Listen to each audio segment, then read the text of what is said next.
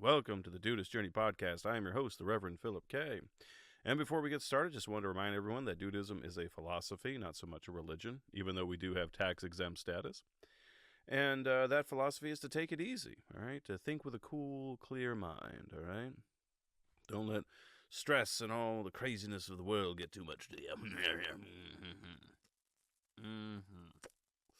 Oh, my friends, it has been a hell of a time. We're in the midst of the holiday season, which means Daddy needs extra whiskey. Got me some of that Johnny Walker Gold. Thought I'd treat myself. Because as an adult, I buy my own Christmas presents all year long. So, yeah.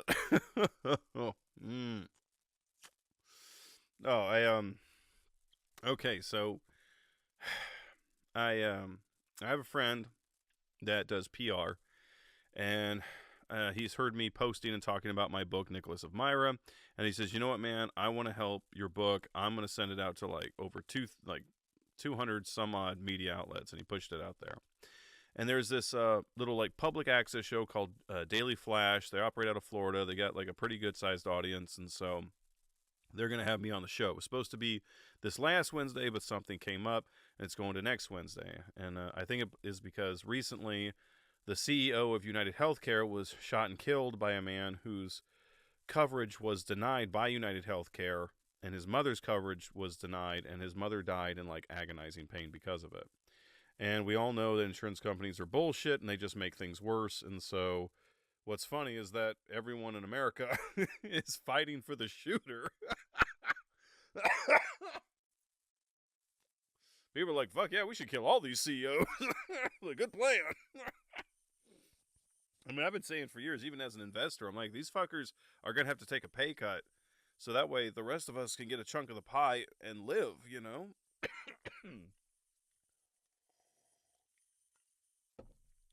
But it's like I've been saying forever, man. Rich run this country, and they don't give a fuck about us. And they ain't going to give a fuck until we start basically rise up, unite, and start killing them, because they are literally not going to give a shit. It's pretty sad. I know it's against the Dudeist way. We're very much a peace, we're practicing the art of peace here, because that's what Dudeism is. It's basically modern day Taoism. So practicing that art of peace. But health insurance is definitely just the whole business period should not be for profit, in my opinion. It's become way too greedy, way too crazy. It's not for the people anymore. I mean, I myself, I have United Healthcare,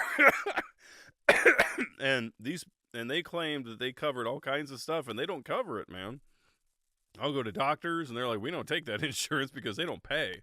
And they just deny everything. And I was like, crap. I mean, I literally found it was cheaper to pay cash than it was to use insurance. That's how fucking bad it is. It's so ass backwards, but that is how it is. Anyway, so while I've been trying to promote my book, saw a post. An author, a children's author, had a signing. And, she posted that she basically sat there all day and didn't sell a single book. And it was very sad. And it's like, girl, this is all too common for authors. I mean, this has happened to me 3 or 4 times. If you go to my TikTok channel, you'll see videos I've posted where I went to a book signing with a bunch of authors at a bookstore, and everyone around me was selling books, and I sold 2. And it reminded me of this book signing I did where I went and I sat at a table for 7 hours and gave people directions to the bathroom and didn't sell a single thing. It's crazy. It is absolutely crazy. I mean, the book signing thing, it's not, I mean, every author, of course, has this, high hope that, people are going to show up and come out. But even famous authors will do signings and no one shows up. It happens, man. So whenever I'm trying to get my book into a bookstore and they're like, oh, do you want to... you want to do an author signing? I'm like, no! Like, fuck that shit. And then, so I posted a video about it, and a buddy of mine, Charlie Fox, who is a comic book creator. I was doing comic books back in the day, years ago, and him and I worked together, And he said, "Hey, you remember Keith's Con?"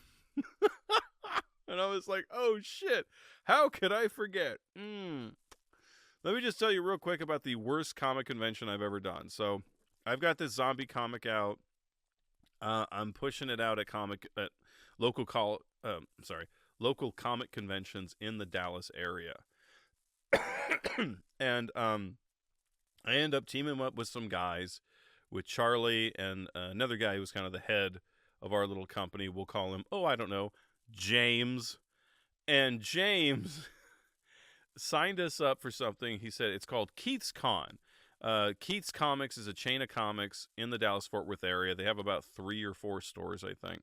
So they're like, "Hey, we're gonna have a convention every weekend, all month long at one of the Keith's Comics." And so James said, "I want you guys to go there and do this." And so he's like, "I'll try and meet up. I'll try and get it. I'll try and get there if I can." So we're like, "Okay."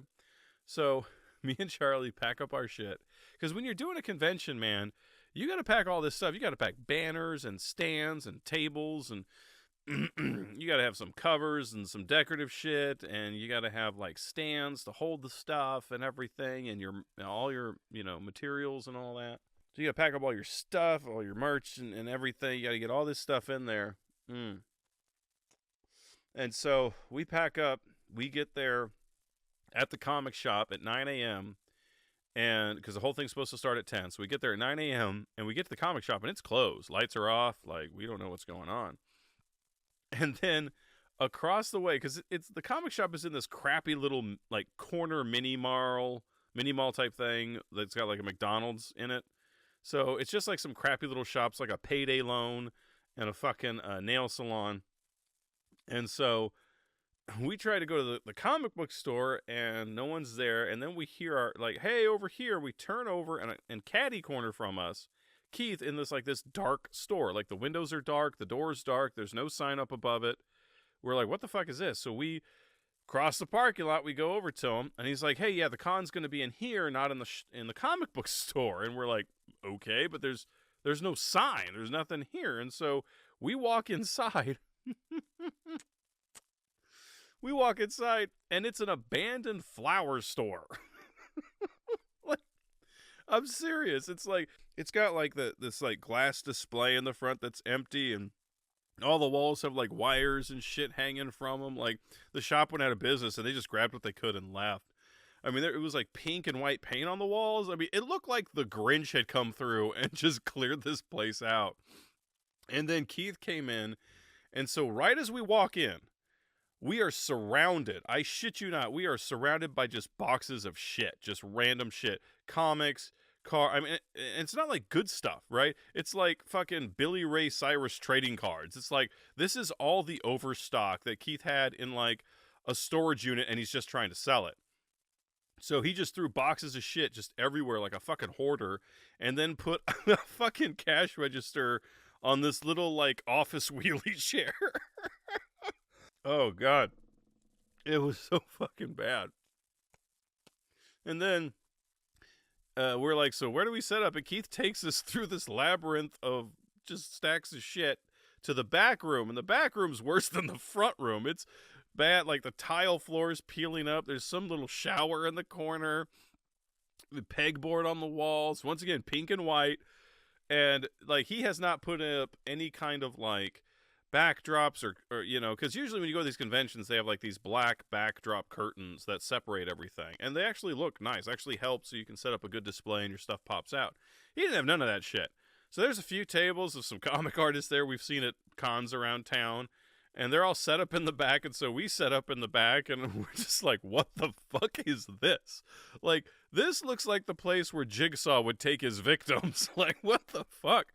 So me and Charlie are just like, "What the fuck is this shit?" So I call James, the little head of our comic company. I'm like, "Hey, dude, what the fuck is this?" I was like, "We're in some abandoned flower shop, and there's shit everywhere." And fucking like, what the fuck? And he goes, "Yeah, Keith wanted to set this whole thing up, but it was really last minute." And so I signed you guys up for 2 weekends. Not going to be there. Have fun. Click. Right? So I go to Keith, and I'm just like, man, what is this? You know, like, there's no signage. You don't have anything set up. Like, there's not even a sign outside of the shop to let people know that we're here. And he goes, oh, I'm sorry, we haven't met. Hi, I'm the cheapest man in the world. And I'm like, funny. Fucking asshole. Oh God, I wanted to punch him so hard. I was like, what the fuck? So we sat there. I mean, we literally should have taken our shit and left right fucking then and there. But because we're artists and we're hopeful and we're trying to be nice to Keith, who carries our comics, so we stayed and no one fucking showed up. And Keith was at the comic shop, you know, catty corner in this little crappy mall, and he was trying to send people over, but people would come in and they'd take a look around and be like, nope, and they would just fucking walk right back out the door. We finally had some folks come in like, oh my God, there's a crowd or something. But what it was is Keith was doing a free drawing, and so these people had these tickets, and they didn't buy shit. They just waited, and Keith did the drawing, gave the thing for free, and everyone left. It was the worst fucking experience. And I did not want to go back the next weekend. But, you know, like I said, I was like, James had signed us up. So me and Charlie went.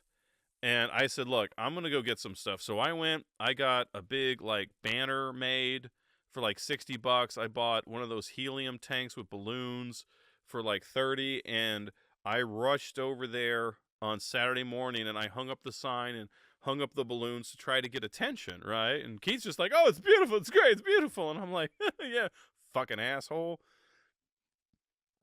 And same shit would happen. People would see it like, oh, there's like comic artists, there's an event here.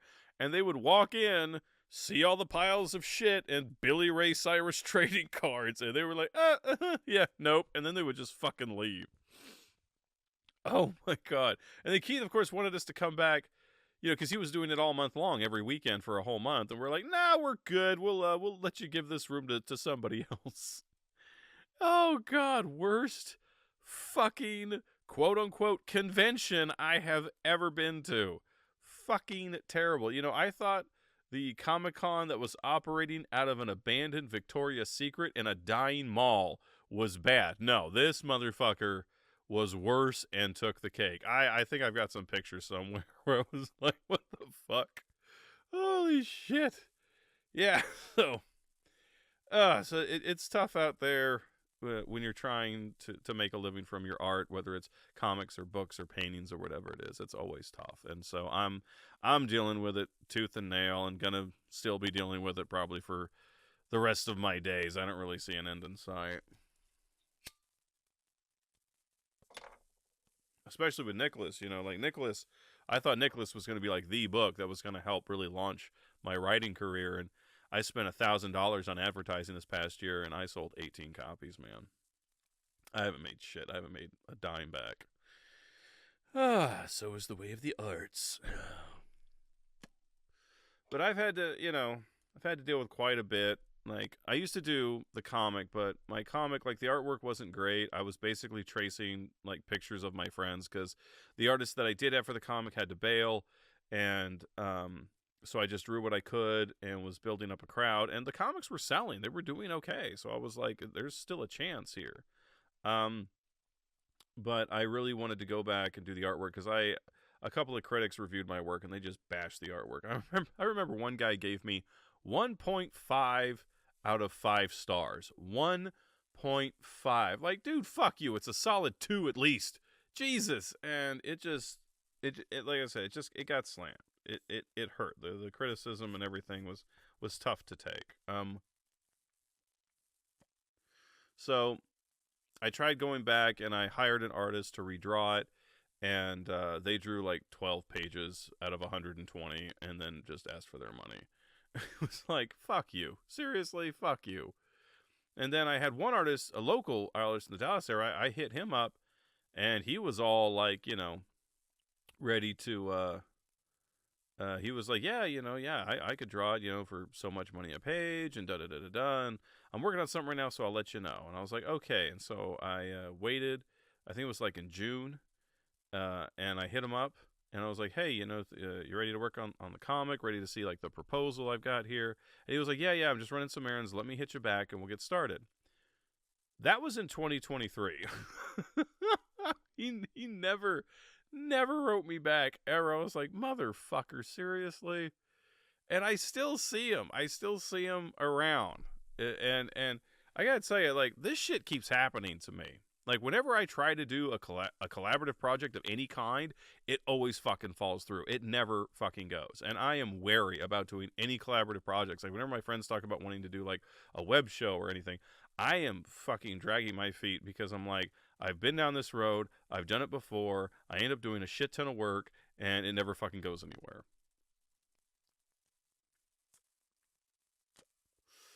It's just the fucking truth.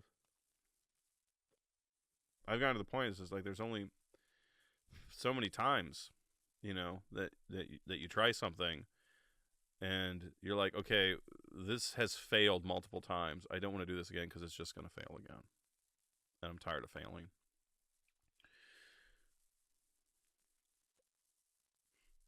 So I don't know. I've kind of put the comic aside and just focused on my writing. Um, on one funny side note, though, um, I drew a comic called "Don't Make a Movie," and it's about my experience trying to be a filmmaker and trying to actually get a movie made. Because I came up in, I was doing plays and stuff in the 90s, and Kevin Smith and Robert Rodriguez had made these low budget indie films, and they became these big successes.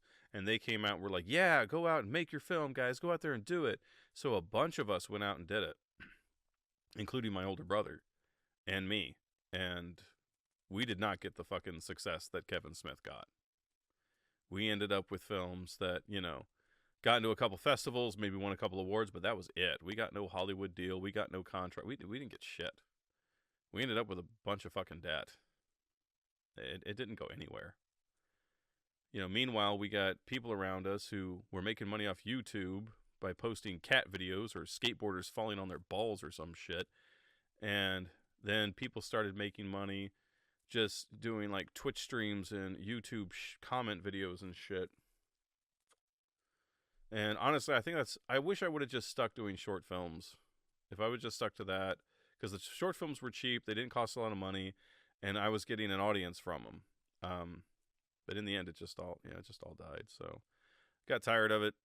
And I was like, yeah, I'm very wary about working with other people now. It's really difficult.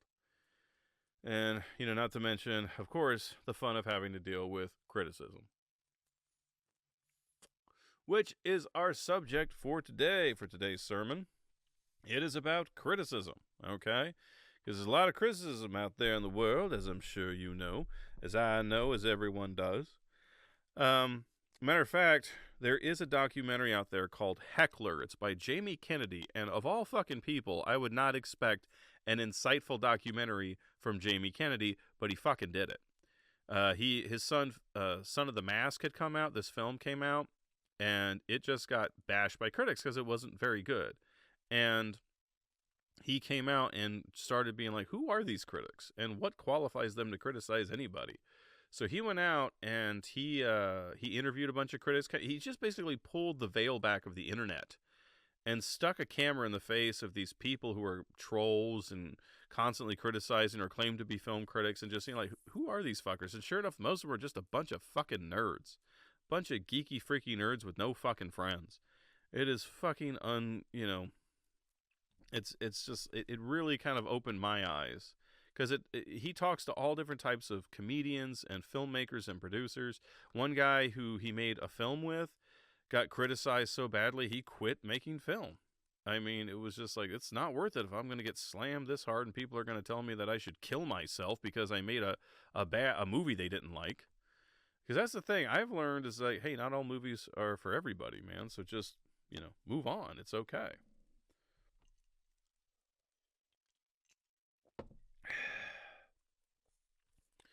So I'd like to talk about criticism here for a minute. Because we all hear critics, and we're critics ourselves. We criticize stuff. And you know what? It's okay. But how we criticize I think, is really what matters. Because instead of telling people to kill themselves, or I'd rather kill myself than watch this movie or some shit, let's calm it down. How about you actually give some insightful information, huh? How about you actually do a critique that examines what it is that's wrong, the characters, the story, the plot, the pacing, whatever it is. Because it's a hard thing for me, because like I went to film school and everything when I was trying to get a film made. I was doing all that stuff. And Don't Make a Movie, it's available on Amazon, basically chronicled and showed the highs and lows of that. And yeah, so I've sold like, what, 48 copies of Don't Make a Movie, and I'm not even trying to advertise that one. I have literally sold 30 more copies than I have of Nicholas of Myra, and I haven't spent any money on advertising. So I guess I'm just going to start pushing Don't Make a Movie and see how it goes. But right now, so let's talk about criticism here for a minute. So let's look at the definition of criticism, okay? And the definition is the expression of disapproval of someone or something, to find faults basically in something. And there's even this quote, I love it, from Heckler, where this guy says, if there were 100 tiles that were beautifully laid out and only one tile was missing, your eye would constantly be drawn to that one missing tile. So this is something that's kind of in us, just as our, back in the caveman days when we had to spot things that were out of the ordinary for survival, we're spotting things now. But there is a difference between constructive criticism, which is like I mentioned before, to where you're actually like, okay, I didn't like this for these reasons. I found faults here. The costumes were bad, or the editing was off, or the sound wasn't very good. That is constructive criticism, okay? To where the person can learn from what you're saying to make the next project better, okay? But then there's also destructive criticism, and this is the fuck you, you're a piece of shit, never try to make a movie again, never try to write a book again, or whatever the fuck it is. That's the destructive one, and that is that's the one that kills people. That's the one that kills all hope and all drive and all love for the arts, is that destructive criticism. And that's the one that people love to do the most, because the more outrageous their writings, the more attention they get, which is fucking sad. Now, if you want to know the Dudeist view on this, okay, well, the Dudists have the view of like, well, that's just your opinion, man. I mean, literally, that's what it all boils down to. It's just your opinion. So whether you like something or don't like somebody, that's on you. That's your opinion, okay? We all have one, all right? So why don't we take a minute to look at criticism here and how we deal with it. I remember one advice, I think it came from a filmmaker. I think it actually came from Quentin Tarantino, who said, when someone, reads your work or sees your movie, when they tell you what's wrong with it, they're right. But whatever they tell you on how to fix it, they're wrong, which is true. I can attest to that. When people have read my stuff and like, hey, why is this here, or why is that there, or what's going on? I mean, they pointed out some things like that. I didn't think about that. I need to include that, so that helps. But when they give me suggestions on how to fix it, some of the shit is so whack and so out there, it's like, dude, shut the fuck up. Like, what you're suggesting is not helping me right now, okay? I need to put, what, a dragon in there? No, I'm not putting a dragon in the story about, two people breaking up. No, I don't think we need a magical dragon. I'm sorry. So let's take a second here, and let's take a look at some things on how we can deal with criticism, right? Okay? So, like I said before, there's that first one, right? Whatever they say is wrong with a story, they're right, but they're wrong on how to fix it. So this is where you need to kind of understand that, folks, all of us are creative. It's just that some of us don't understand the art form that well. Like, a lot of people, they'll tell you that they love movies, but if you actually talk to them about character arc or juxtaposition or anything of these, they kind of like, well, no, it's just, Leonardo DiCaprio was great, shit like that, or the special effects were amazing. They're not talking about 3-act structure or how the subplot, really benefited the main character. It's not like that at all. And so this is a second point that's about criticism, which is take it or leave it, man. And I've had people that come up to me and they're like, oh, would you read my work and give me your feedback? And I'm just like, fuck no, I don't want to do this, because I know you're not going to listen. The majority of people out there who ask for feedback, they don't fucking want it. If you're an artist and you know anything about your art, then you know what's good and what's bad. And when you've made something, you fucking know what's wrong with it before anyone else. And I feel like some artists are going to people just for confirmation to know, yeah, I fucked up, or I did this wrong, or this perspective is off, or that, I skipped a paragraph or something here. It's like, you fucking know what's wrong with it. Figure that fucking shit out, please, okay? Because I'll come in and I'll try to give them all kinds of help, like, hey, this is wrong, this is right, this character should be doing this at this time. I'll go all around and really help and give a full breakdown of everything. And what I always tell people is like, look, I'll give you a suggestion or just some ideas, but you in the end are the artist. You make the final decision. I'm just trying to help. And that's it. That's how I'll leave it. That's usually the best way to go. Don't try to put too much in there. You know what I mean?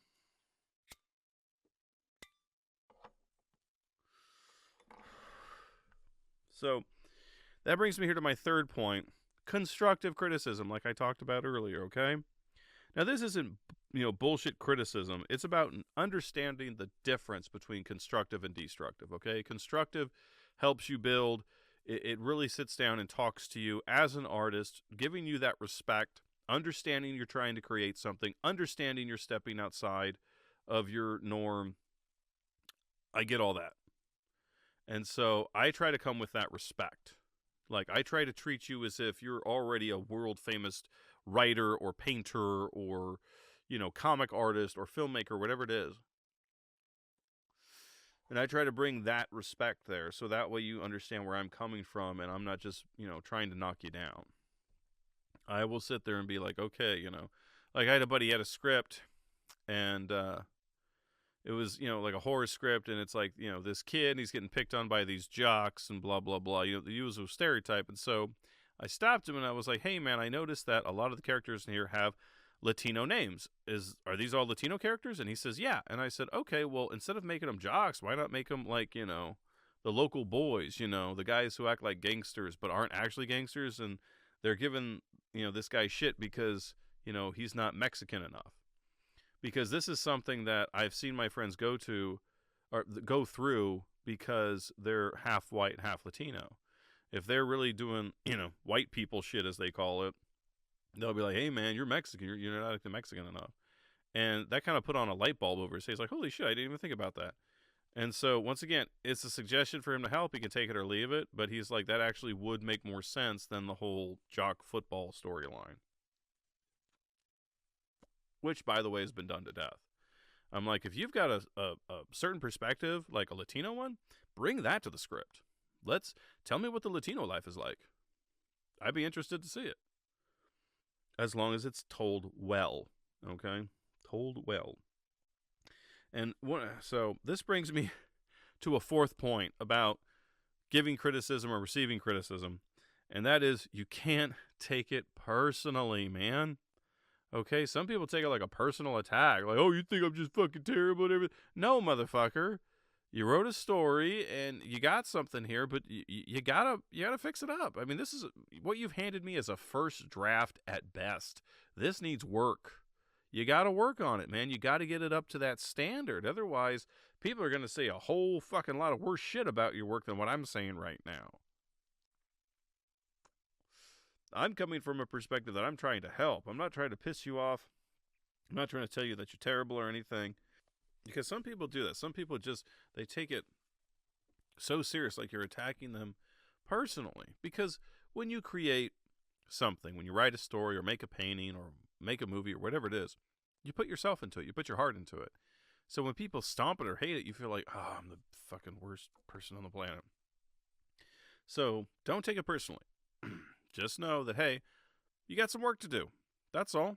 You got to keep working it out. I mean, you have to remember, like, the average film takes like 3 years, and the average novel takes like 6 months to a year. So give yourself some time. Don't be beating yourself up too much, okay?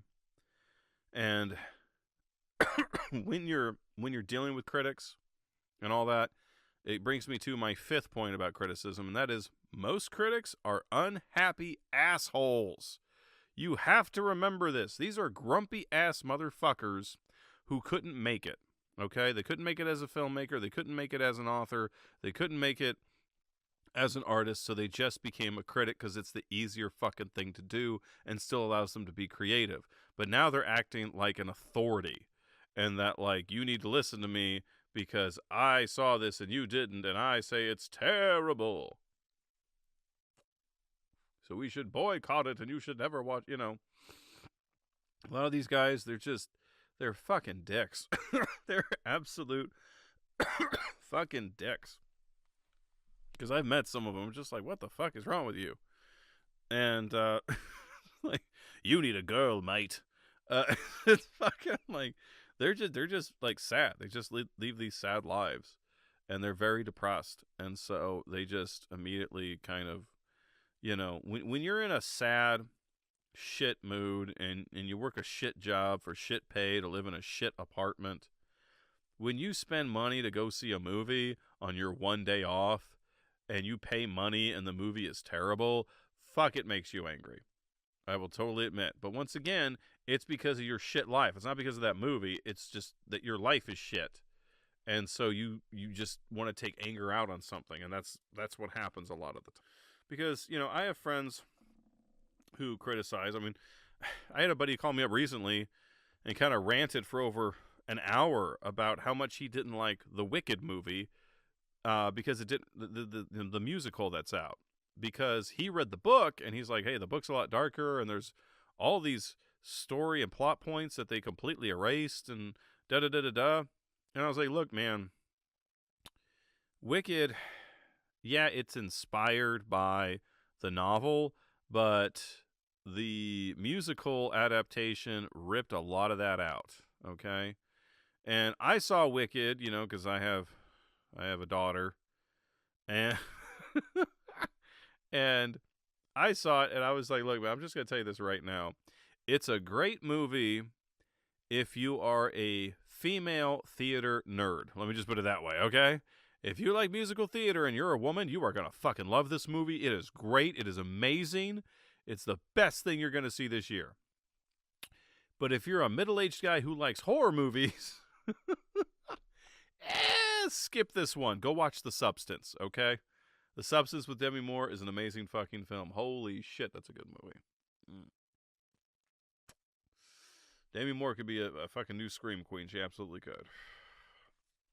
So yeah, so these are just a few points and a few tales about criticism, because I know I'm going to continue to be criticized. I mean, I wrote a novel, Nicholas of Myra, takes place in the Roman Empire, and it deals with it deals with religion and what Christianity was like in the Roman Empire. And I know for a fact that at some point some fucking nerd is going to get a hold of it and be like, well, actually, this is what happened, you know.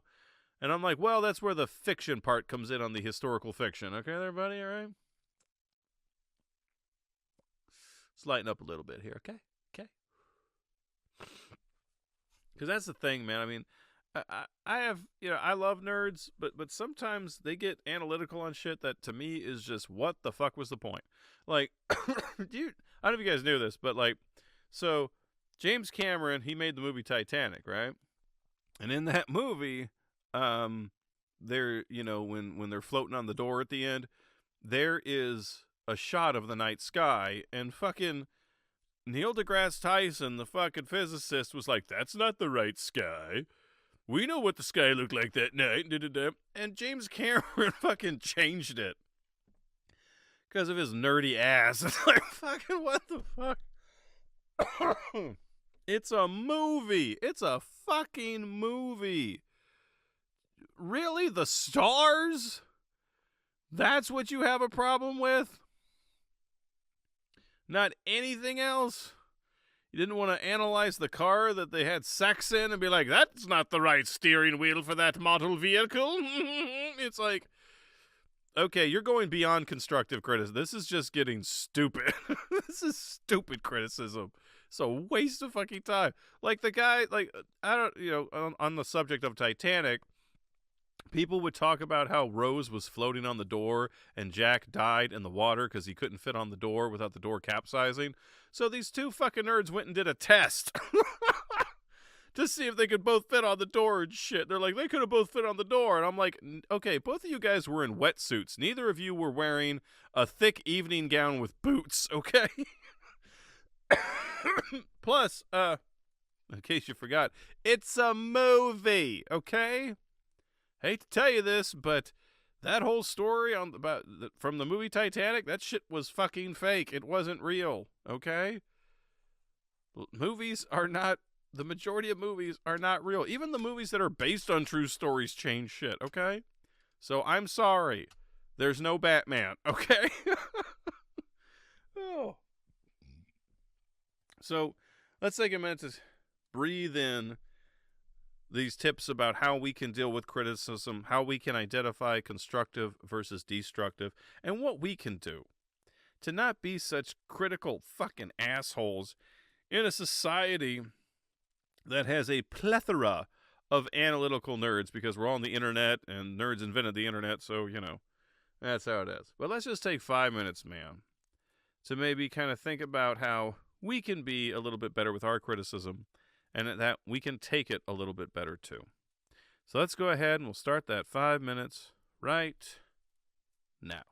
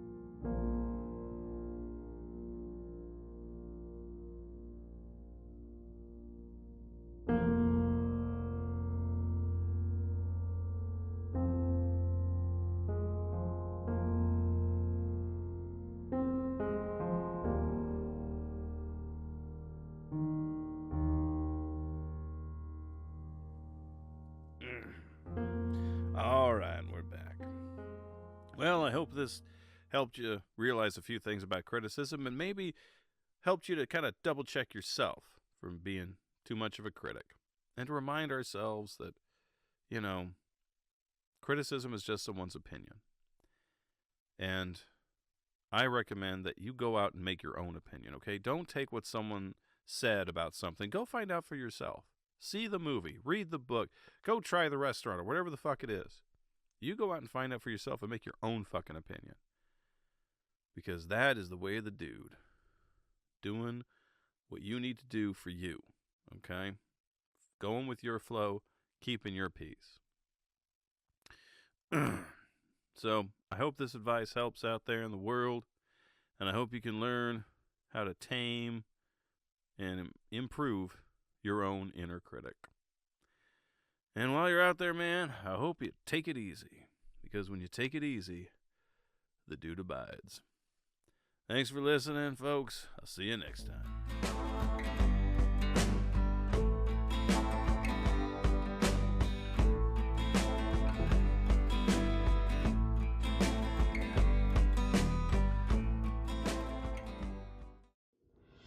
From author Reverend Phillip K. comes your next must-read book, Nicholas of Myra, a novel, available on Amazon. In Nicholas of Myra, a novel, immerse yourself in the life of the man we all know as Santa Claus. From the loss of his parents to being raised on a farm by his uncle, Nicholas's early life was marked by challenges. His journey led him to the Christian temple in Myra, where he became bishop in a time when Christianity was forbidden in the Roman Empire. Experience Nicholas's profound strength as he faces arrest, persecution, and the unimaginable loss of his loved ones. Despite being tortured and imprisoned, his unshakable faith and his message of love, compassion, and generosity shine as a beacon through the darkness. Nicholas of Myra, a novel, is a journey through history, revealing the roots of Christmas and its traditions. It's a story of faith that endures against all odds. Available in Kindle, paperback, and Kindle Unlimited. Nicholas of Myra, a novel from author Reverend Phillip K. Order your copy right now and discover the story of a lifetime.